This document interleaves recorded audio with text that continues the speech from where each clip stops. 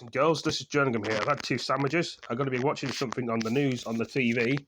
US withdrawal from Afghanistan could lead to civil war. So they're leaving in November, I think, but it could lead to civil war. Will they stay in? Who knows? Let's see what the lady says on the news about it. We can find out more, guys and girls, about this.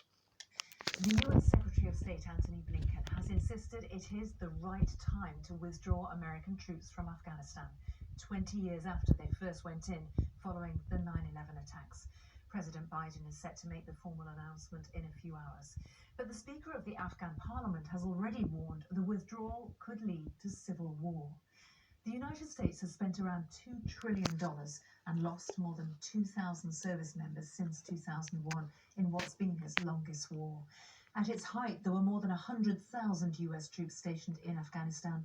Today, there are around 2,500 US troops there as part of a 9,600-strong NATO mission.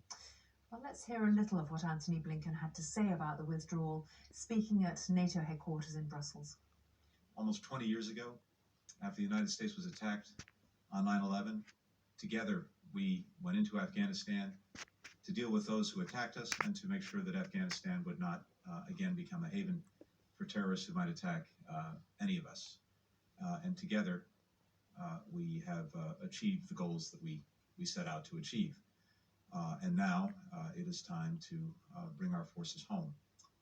We will work very closely together in the weeks and months ahead on a safe, deliberate, and coordinated withdrawal of our forces from Afghanistan. But even as we do that, our commitment to Afghanistan, to its future, will remain. Our correspondent Secunda Kamani is in Kabul. Afghan government officials here say they're waiting for more details about the withdrawal plans before commenting. President Ghani and President Biden are due to speak on the phone at some stage. From the private conversations I've had, there certainly is a concern that categorically fixing this date in September for the withdrawal of all American forces, irrespective of what the conditions are on the ground here at that stage, will end up favoring the Taliban, either by encouraging them to wait things out and then push for a military victory, or at the very least strengthening their position at the negotiating table. The very slow pace that we've seen in the discussions so far between the Afghan and Taliban sides suggests it will be very difficult to reach a power-sharing arrangement by September. There had been hope that there could have been progress at a major summit planned for Turkey later this month, but following this announcement, the Taliban have said that they will no longer be attending that. They've reacted quite sharply to the fact that American troops will be staying on within Afghanistan after this May 1st deadline that was agreed last year. They had previously talked about resuming attacks on international forces if that deadline was not adhered to. I think given that this is quite a short extension, we're unlikely to see that, but we'll have to wait and see. The bigger concern is what happens after September. US air power has been key in holding back the Taliban advance. So how will the Afghan government cope without it? There's already been talk about raising militias and using them to help in the fight against the Taliban.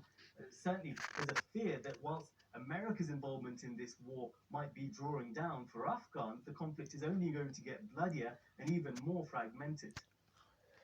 Well, it could get worse, guys and girls. Who knows? What do you think? Will it get better with withdrawing from Afghanistan US troops? Will it get worse?